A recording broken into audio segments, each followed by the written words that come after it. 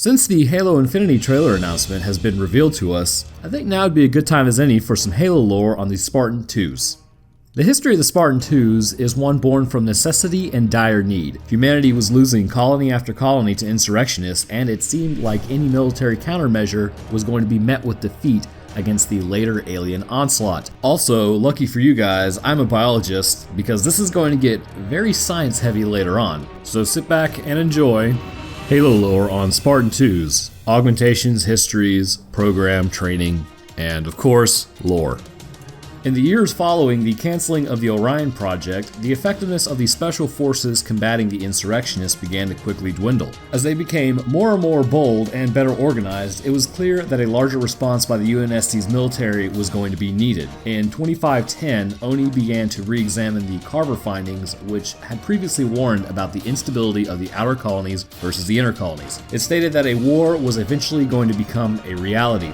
Catherine Halsey began working on the Carver findings, adding her own knowledge to it, and it became clear to her that there was going to be a much darker and sinister outcome if the issue wasn't addressed quickly. She determined that a minimum, if the leadership wasn't taken out, it would lead to a 30 years war with at least 5 billion dead. At worst, the war would go on for both sides until they were completely exhausted, which was deemed an indeterminate amount of time. This could ultimately lead to the downfall of the human race. In an effort to prevent this from happening, Halsey agreed to work for ONI, specifically Section 3's Special Projects Division, to create a solution to save humanity from itself. Ironically, the solution would also save humanity from a much greater threat than itself. Then called Generation 2 of the Orion project, it was begun in 2511. The project was formed with many goals in mind that needed to be checked off to make it successful. First, create a group of elite soldiers meant to subdue insurrection in their infancy without substantial military casualties. Second, minimize civilian casualties and avert a civil war. Third, substantially reduce the cost of conventional means of pacification. Obviously, the second generation required an overhaul of the first Orion project if it were going to succeed. Halsey determined that the candidates needed to be selected by a gene candidate pool and must fit a certain age restriction for her protocols. They needed to possess superior physical strength and mental attributes. It also called for trainees to be instilled with military value and a deep understanding of war. This could not be taught to an adult enlisted soldier, so controversially, this narrowed the candidates down to children. This would allow them to alter the children into soldiers from a young age, as well as genetically manipulate them to become much stronger than your average adult. In fact, much stronger than your average adult. Conventional armor has protected humans since it was first figured out that if you skin an animal and wear it as fur, this second set of skin would protect you from the elements.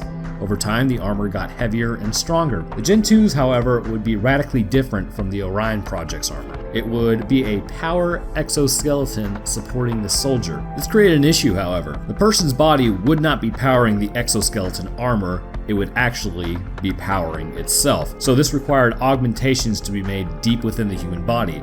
This means that they were essentially guinea pigs to see if this project would be successful or not. 300 candidates were originally in the funding, but this was later reduced to 150 as they were deemed suitable candidates. Once again though, funding was reduced and only about 75 children, which were all about 6 years old, were kidnapped and inducted into the program. Flash clones were then left for the parents to find, but they would die not too long after due to the numerous medical complications associated with flash cloning an entire human being. Some maintain that Halsey did this to ease her own conscience and give the family some sort of closure, but it was never really confirmed if this was true or not. Later, Halsey would change the name of the actual project itself from Orion Generation 2 to Spartan 2 project. When the training began, it was exceedingly difficult. Candidates were taken to Reach to begin their new life. To wash out their civilian lives, they were given names which were a combination of their original names and then numbers. Afterwards, they also discarded the family's name so that they had no clue where they came from. From here, they would deal or be dealt a great amount of hardship in their first few years. They were placed in situations that would test their abilities to their limits and most times even beyond that. This hard training was complemented with a high level of education which included mathematics, science, history, reading, writing, and military tactics. Throughout their training, the higher-ups instilled the Spartans with a sense of discipline, honor, and respect, while teaching them to kill. Chief Petty Officer Mendez also taught them the difference between right and wrong. Around this time, John 117 rose to the leader of the Spartans. Mendez would continue to train them until they were 14 years old, which at this point they would go through the toughest part of their training, the biological augmentation process. This would kill 30 of the 75 Spartans and cripple 12 others who would wash out of the Spartan Two program. Only 33 would survive the procedure without any physiological deformities. 2 would go on to later kill themselves after meeting their flash clones. The ones that washed out were then placed in cryonic suspension in the hopes that they would later be resuscitated, and some of the ones who were crippled would go on to be physically rehabilitated in later years. The Mjolnir armor required to be worn by the Spartan Twos is nothing short of a suit that would help you kill as much as it would probably kill you. Soldiers wearing it without the augmentations have been known to have their bones shattered and ripped from their sockets. So, what were these augmentations needed to make the perfect soldier? Let's run down the list. So prepare to get your biology lesson in, because this is going to be pretty heavy. The occipital capillary reversal. Capillaries in the occipital lobe, which are responsible for discerning incoming visual information, had their blood flow reversed to boost blood flow beneath the rods and cones of the subject's retina. These are the light-sensitive receptors in the back of the eye that relay information to the brain. The cones are going to be responsible for visual acuity during the day and typically deal with light, whereas the rods are what kind of give you night vision. Fun fact, humans actually don't have that many rods. I believe we have 3 times as many cones as rods, so that's why we are day creatures instead of nocturnal. This would produce a marked visual perception increase, and if it failed, 11% of the subjects could face retinal rejection and detachment, causing permanent blindness. The next one is carbide ceramic ossification. The candidate's bones are exposed via surgery or procedurally sequential surgeries. An advanced carbide ceramic material is grafted onto the skeletal structure to begin the assimilation into the upper layers of each of the individual bone. The results were the bones were virtually unbreakable. The coverage of this procedure does not exceed 3% of the total bone mass due to significant white blood cell necrosis. Effectively, the carbide ceramic can only compromise a thin outer shell bonded to each bone without the interfering of the bone's functionality as organs. 3.8% failure rate due to the possible mutations and compromised bone marrow matrix integrity. In the pre or near post-pubescent adolescence, skeletal growth spurts may cause irreparable bone pulverization. So basically, if you grow after this procedure, your bones will shatter. So, not a good time. Next, we've got the catalytic thyroid implant. A platinum pellet is implanted into the left thyroid gland. This pellet contains a human growth hormone that is released into the body to boost growth of the skeletal and muscle tissues. As the hormone is released into the body, the pellet dissolves and is absorbed. The hormone targets and stimulates the growth of fast and slow twitch muscle fibers, effectively producing a significant gain in muscle mass. The hormone also targets the osteoblasts to help boost bone tissue formation and effectively strengthen the bone structure. 2% of test subjects acquire elephantitis. Also, it suppresses your sex drive. If you don't know what elephantitis is, go look it up on Google after this video because it's pretty brutal. Or I'll just post a picture. Yeah, look at that. That's a total bummer. Muscular enhancement injections. In addition to the growth hormone catalyst, a protein complex is injected intramuscularly to the target's muscles, intracellular molecular machinery to help increase muscle strength and endurance. These injections target the muscle's molecules, increasing the density of the connective tissues and fibers. The more visible result being that the muscles quivering and contorting over one another, making connecting tendons stronger and decreasing lactase, which is,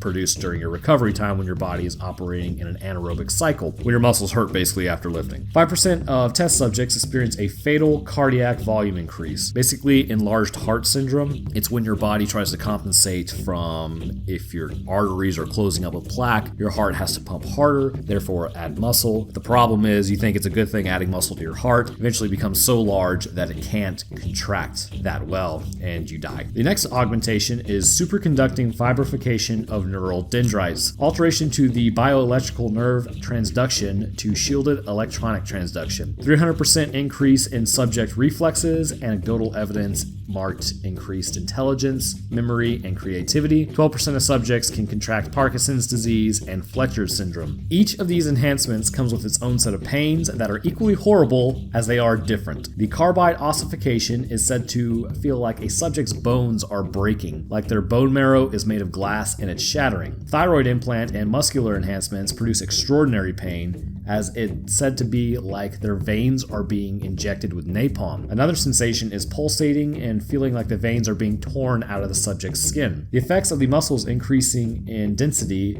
is said to feel like your entire body is on fire, mixed with plated glass shattering and that being pushed into your body. The superconducting fabrication of the neural dendrites is said to feel like burning along the subject's spinal nerves. The side effects vary as your brain begins to relearn to move the body with a faster reflex time and stronger muscles. The subject may experience neurological confusion, such as falling over, exaggerated reflexes, and problems grabbing and holding onto objects. They may also bleed from the eyes, have raging constant headaches, and aches in the bones. The results, however, are well earned. They're going to be well beyond any of the projected capabilities, which produced exceedingly strong super soldiers without any armor. Soldiers could run at 34.2 miles per hour or 55 kilometers per hour, and some have been known to run even faster. At one point, John 117 was able to obtain a top mile per hour of 65.2 or 105 kilometers per hour in a Mark V during a training exercise before his Achilles tendon tore from the strain, as this was really unsustainable. They were much stronger and well above your average human could ever hope to be. They are capable of lifting 3 times their body weight without the aid of Mjolnir-powered assault armor. After recovering from the augmentations, Spartans completely overpowered their trainers wearing Mark I exoskeletons, even without the suits, outrunning automated targeting systems and dismantling heavy combat suits with bare hands. A kick by John 117 flung one of the exoskeleton-clad men 8 meters. Their reaction time is impossibly fast. Right now, on average, a young adult has anywhere between a reaction time of 300 to 600 milliseconds, with 600 being on the slow side, 300 being on the faster side, the much faster side. Spartans had theirs to be estimated at 20 milliseconds. This created a phenomenon known as Spartan time. During times of stress, time would actually slow down to the point that Spartans could react and think, allowing them to appear as a blur to an outside observer. This means that they could even dodge gunfire if they saw it coming from far enough away. Just a little bit of fun fact about you sitting there right now, if you're still watching this. The human body actually possesses somewhat of the same type of slowdown mechanism. When adrenaline is pumped into your systems during times of extreme stress, like say you have to make a life or death decision right there on the spot. Right now, you're seeing in about 30 frames per second.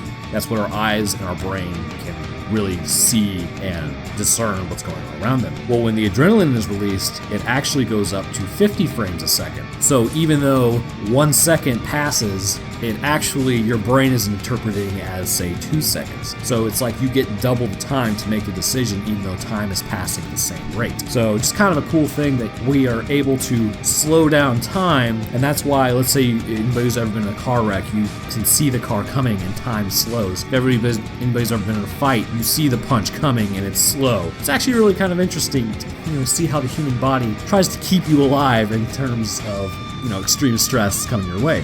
But anyways, to get back on the Spartan Twos, what would a Spartan 2 be without their armor? If you are curious to learn more about the armors of Spartan 2s and what they would wear and how they operated, there should actually be a card up on screen right now that covers that information. So I worked really hard on that video and it appears like it didn't do too well, so I would appreciate it if you would go look at that. I think it's kind of cool. It goes over all of the different models of armor throughout time and how they got there and what changed in the armor. But alright guys, that about does it for me on this video. I hope you enjoyed the Halo lore over the Spartan 2s. If you did, why not go ahead and tag that sub button? I am currently at 588 subs, and I would love to hit 600 sometime soon. Also, have you got an idea on what you want to see covered? Drop it in the comments. I'm always looking for suggestions. In fact, this episode is based on a suggestion by someone who said they wanted to see it. I meant to find you in the comments, but I totally spaced it out. But hopefully, after I've done recording this, I will be able to go back and look for it, and I will put your name up on screen. So anyways, I hope you enjoyed it, bro, because I enjoyed making this one. I always love returning back to some Halo. Again, if you liked the video, give it a thumbs up, because thumbs up do something, I guess. Tag that Notre Dame bell, even though people are telling me it doesn't work. No idea. Whatever. Anyways, I will see y'all in the next one.